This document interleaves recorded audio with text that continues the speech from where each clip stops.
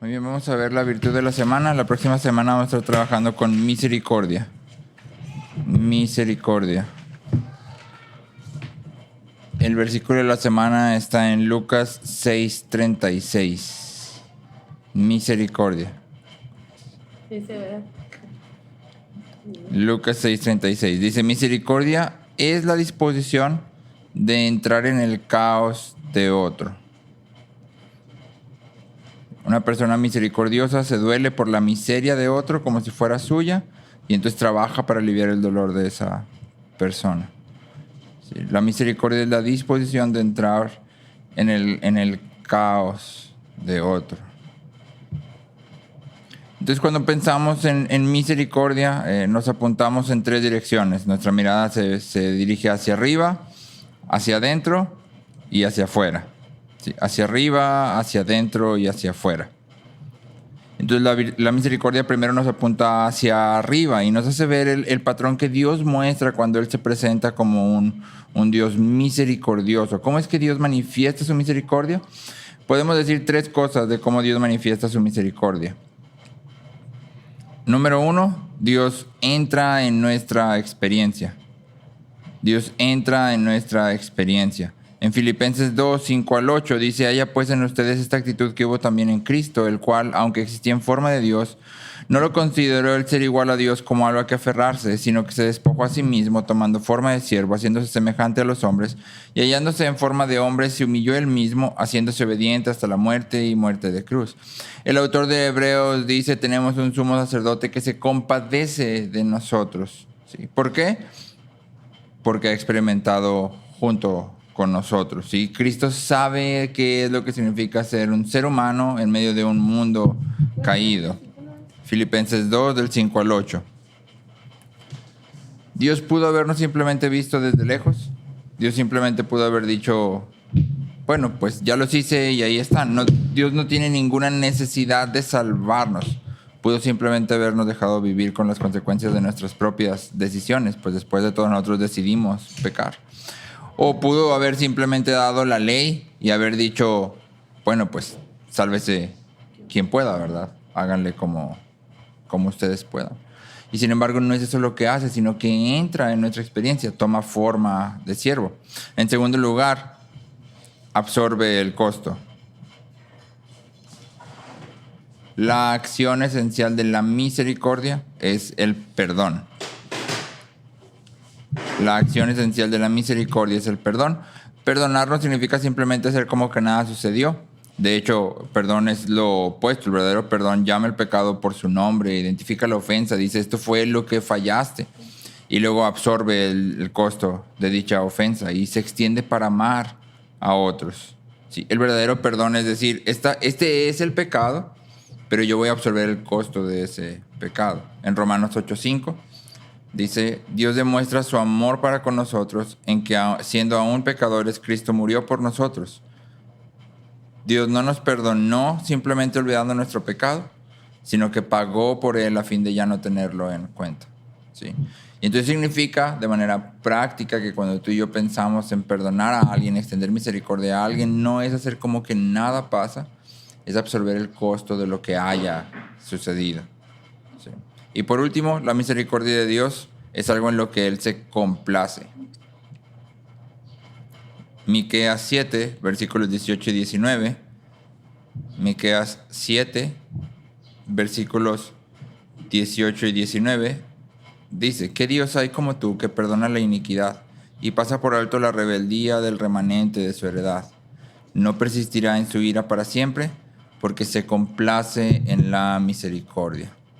Y aquí hay una disposición, una actitud que deberíamos de tener respecto a la misericordia. A veces entramos en el caos de otros porque nos sentimos obligados o porque no hay forma de huir del caos de la persona.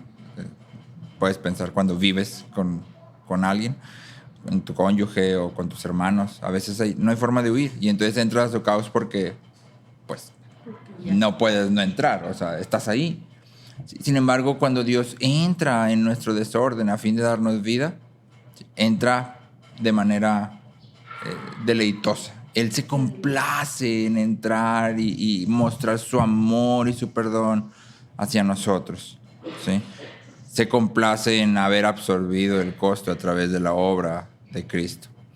Y entonces cuando vemos hacia arriba aprendemos el patrón de la misericordia. Entrar en la experiencia de otro, absorber el costo de las ofensas y de los pecados que esa otra persona haga hacia nosotros y complacernos en estar ahí a fin de ayudarle, de edificarle. Luego la misericordia nos apunta hacia adentro. Cuando hablamos de ser apuntados hacia adentro, hablamos de reconocer nuestro propio pecado. Te leo dos citas, te leo Romanos 3, 9 al 12. Romanos 3, 9 al 12. Dice, porque ya hemos denunciado que tanto judíos como griegos están todos bajo pecado. Como está escrito, no hay justo ni aún uno. No hay quien entienda, no hay quien busque a Dios. Todos se han desviado, a unas se hicieron inútiles. No hay quien haga lo bueno, no hay ni siquiera uno. Eso es Romanos 3, del 9 al 12. Y 1 de Timoteo 1:15, 1 de Timoteo 1:15 dice, Cristo Jesús vino al mundo para salvar a los pecadores, de los cuales yo soy el peor de todos. Y entonces lo que estamos viendo aquí es una descripción de toda la humanidad. Y luego a Pablo, que cuando tú y yo nos comparamos con Pablo, si él dice yo soy el peor de todos los pecadores, pues yo no sé dónde quedo yo. ¿Sí? Y Pablo dice, él vino para salvar pecadores y yo soy el peor de todos. Entonces cuando vemos hacia adentro, reconocemos como Pablo que somos los peores de los pecadores. ¿Sí? Y lo reconocemos porque la Biblia lo afirma y lo reconocemos porque todos pecamos. Y todo el pecado nace de donde mismo. ¿Por qué pecamos? Pecamos porque somos pecadores, pero somos motivados a pecar cuando enfrentamos la tentación porque deseamos otra cosa más que a Dios. Nos rendimos delante de otras cosas en vez de rendirnos delante de Dios. Todo pecado es idolatría. Todo pecado es rechazar a Dios como Dios para tener otra cosa como nuestro Dios. Y entonces de todos los pecadores yo soy el primero porque siempre que peco estoy haciendo esto. Estoy diciendo, Dios no es mi Dios, esto es mi Dios. Dios no es mi Señor, esto es mi Señor. O yo soy mi Señor y voy a obtener lo que quiero. ¿Sí? Entonces cuando hablamos de misericordia, hablamos de considerarnos a nosotros mismos y reconocer que somos pecadores y que somos los peores de los pecadores. Eso significa que la persona que está frente a nosotros, aún en medio de todo su desorden y todo su caos, no está en una condición peor que nosotros, salvo que no esté en Cristo. Esto se traduce directamente para ti y para mí como maestros. Los niños pueden ser difíciles. Y lo dices, ¿pero por qué hace eso? Bueno, hace eso porque es pecador. Y la gran noticia es que tú también eres pecador. Y que tú también lo harías si estuvieras en su lugar. Tal vez harías incluso algo peor que lo que está haciendo el niño o la niña. ¿Sí? Y entonces puedes extender misericordia. Yo haría justo eso, o peor.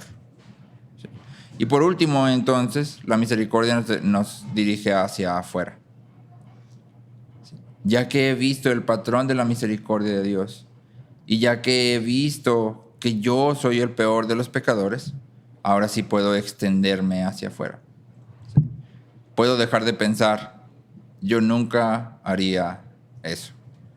Y decir, la verdad sí lo haría. O sí lo he hecho, o hice todavía peor que eso. ¿Sí? Y entonces puedo extender misericordia.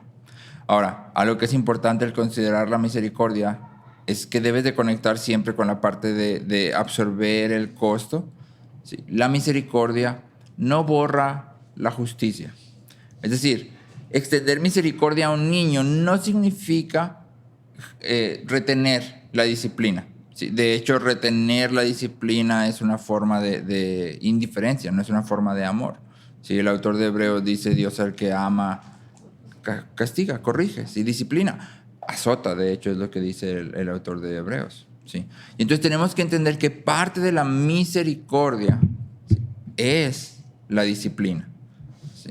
Parte de extender misericordia es disciplinar en este caso, a nuestros hijos, para los que tenemos hijos.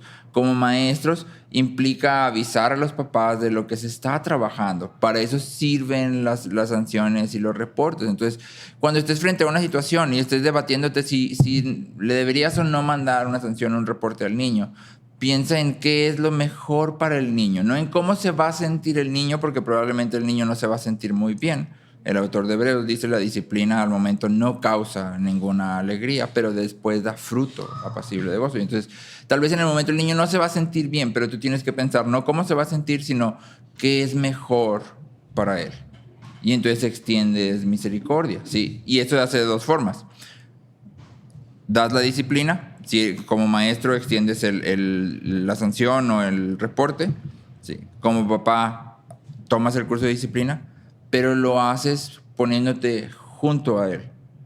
¿Sí? Los dos somos pecadores, los dos estamos en esto juntos, los dos necesitamos de la gracia de Cristo.